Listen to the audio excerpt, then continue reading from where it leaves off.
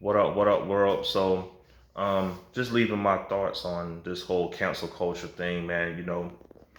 I watched a video with Jon Stewart and some guy, he's interviewing them. They're like afraid of, basically, he's like, Bill Maher's afraid of cancel culture. And he says it like every 5 minutes. I'm like, yeah, he does. So basically, Jon Stewart's response is like, oh, people who talk about cancel culture, they won't shut up about it.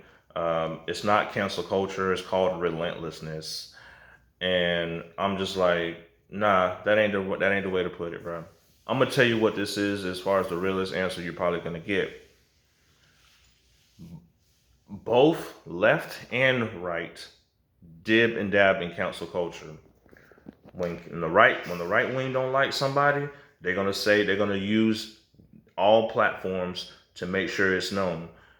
When the left don't like somebody, they're going to use all platforms to make sure that they let the world know that they don't like somebody. All right. It could be a form of relentlessness, but let me tell you who's the fucking origin of this. Motherfucking Twitter, man. I'm telling you. Um, Jack Dorsey, you running Twitter. I mean, everybody's shitting on Mark Zuckerberg for profiting off of right wing hate, but Jack Dorsey profits off of left wing hate. Okay, so both sides are stupid. I'm always say that. All right, but the origin of people's like feelings and all of this and that right now is coming. A lot of it is coming from Twitter. I'm sorry.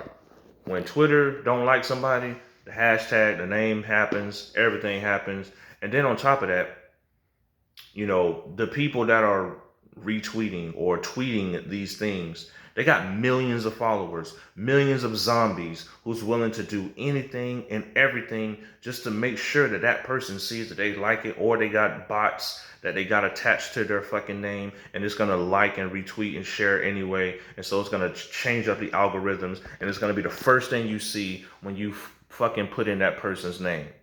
Do you understand what I'm saying? So it's a twisted like web of just fucking confusion. So it ain't just people. Think about it like this: one person, all right, says, "Well, hey, I don't like oranges," right? And then another person says, "Well, you don't like oranges, then you're not fucking cool." So da da da. Yeah, such and such doesn't like oranges. Now, mind you, that one person doesn't have a lot of followers, doesn't have, or he may do have a lot of followers. But let's say the next motherfucker with a blue check says, oh yeah, such and such doesn't like oranges. So I don't know, man. You're not part of the cool squad. You're not part of us. You're actually a hater if you don't like oranges. So then boom, that person got more followers. And then what that does is that, like I said, everybody's gonna cater to this one motherfucker's thought and then retweet it and then have an opinion and then it spreads like fucking wildfire, making some of their followers, the guy who don't like the oranges, make some of them unsubscribe to him and then go to this motherfucker. You understand what I'm saying? This is the dangers of fucking Twitter, okay? Um, and then the crazy part is, and this is just a random rant, Jack Dorsey got bots running Twitter. Like literally, you got bots running Twitter. So when these bots running Twitter, you know, you can't speak to someone to tell them about the context of your tweet and things like that. So it's just a fucking sham all the way around. Now, Dave Chappelle, many people, I mean, the crazy part is a lot of people are trying to get on him saying he needs to, he wasn't funny, it wasn't this, it wasn't that. Let me tell you something what I saw. And I didn't even go to the internet. You understand what I'm saying? I just went, and this is just my feelings. You don't have to agree with me, it's just my feelings. But um, when Dave Chappelle did his stand up, he told his story about his, this transgender comedian and how this and that was going on. And, basically humanizing this transgender person. Do you understand what I'm saying? So if you were paying attention, instead of just whoever that pink haired lady was, instead of just being so fucking upset that he's saying this and that about a transgender person, understand that he was humanizing this person.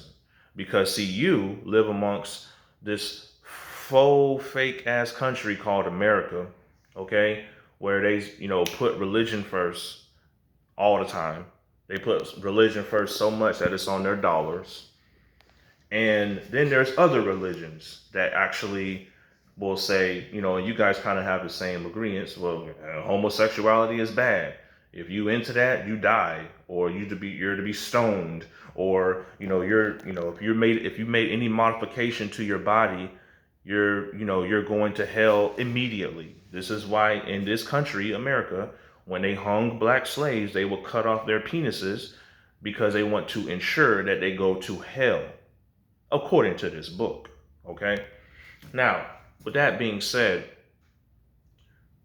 this means, okay, that these people were being dehumanized.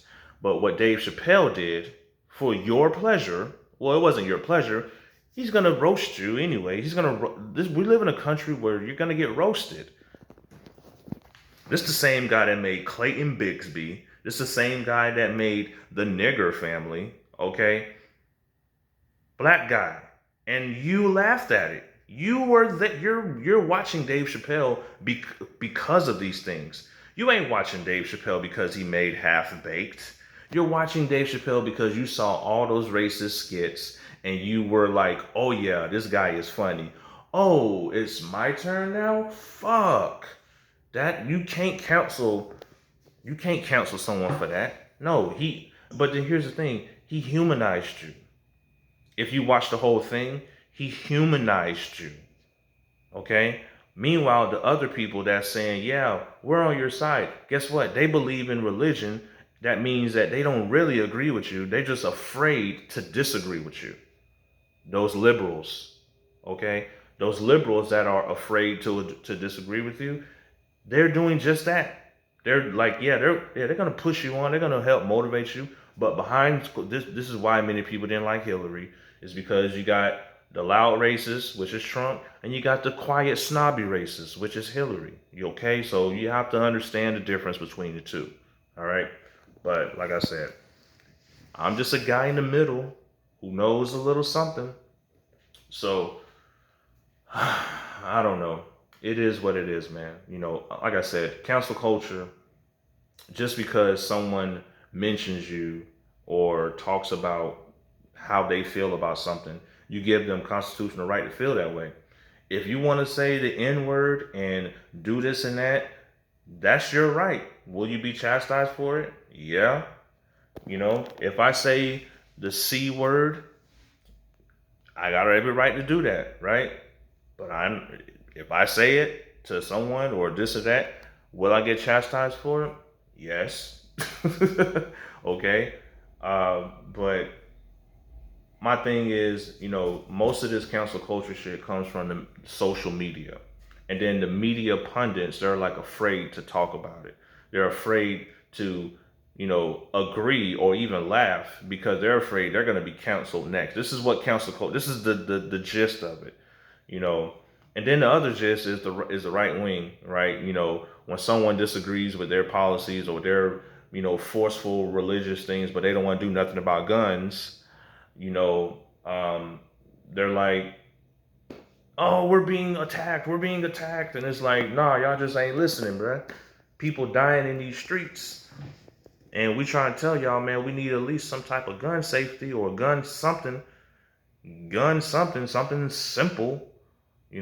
If you know that I'm gonna file taxes next year, you should probably know if I'm gonna buy a gun next year or do some type of protection.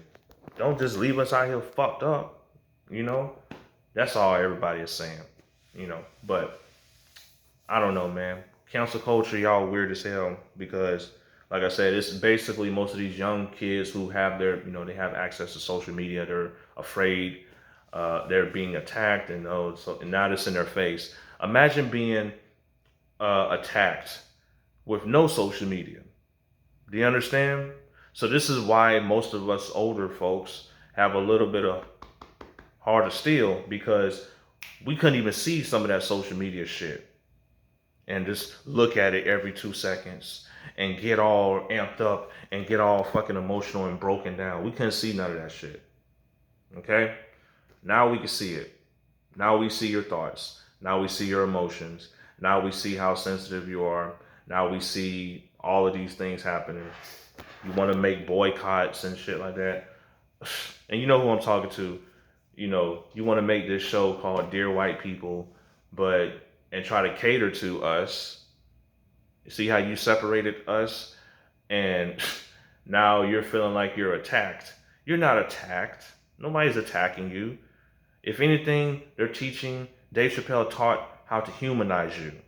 Because, yes, you may have made modifications or you made changes to your lifestyle, but you're still a human at the end of the day. Do you understand? I hope this helps, and I hope, most of you don't come on here trying to do the same to me. Because, like I said, you're still a human at the end of the day. You can still catch this two piece like it ain't nothing, boy.